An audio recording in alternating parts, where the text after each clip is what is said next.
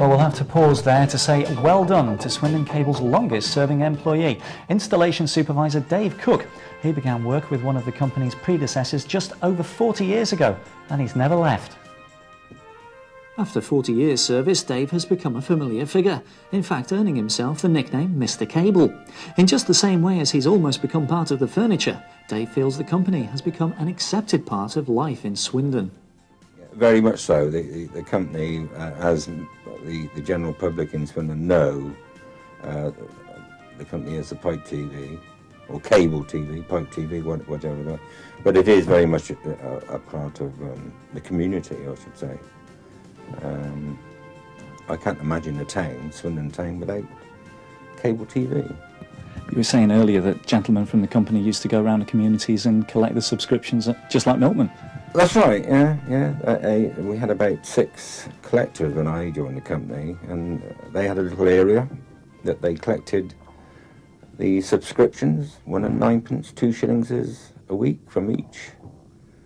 They did it on a fortnightly basis, obviously, but yeah, I mean, they were like milkmen, and you know, part of as I say, part of the community.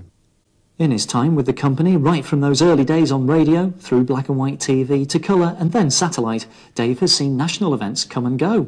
The Suez crisis in his first year left him with no petrol for his van. It certainly made life a little harder than normal. Well, it did, in as much that no petrol for the van that I was supposed to be driving. The van was laid up, and I had to push a truck around the town to do our jobs, but we did it quite happily. And to mark the great event, Dave was recently tricked into attending his own presentation. My manager, Hamish Keith, came up with some silly little story that we would have to go into the boardroom to be presented with these certificates, trade certificates. And I said, well, I said, they're not that important, are they? He said, well, that's what I'm going to do, and you'll be there. I said, well, I really wanted to go early on this particular day, but I did stay. And when I went in, I was quite surprised. It's that kind of quiet, understated attitude which has made Dave such a popular figure and will make it harder to see him retire. An event which Dave doesn't fancy much either. Not really, not really.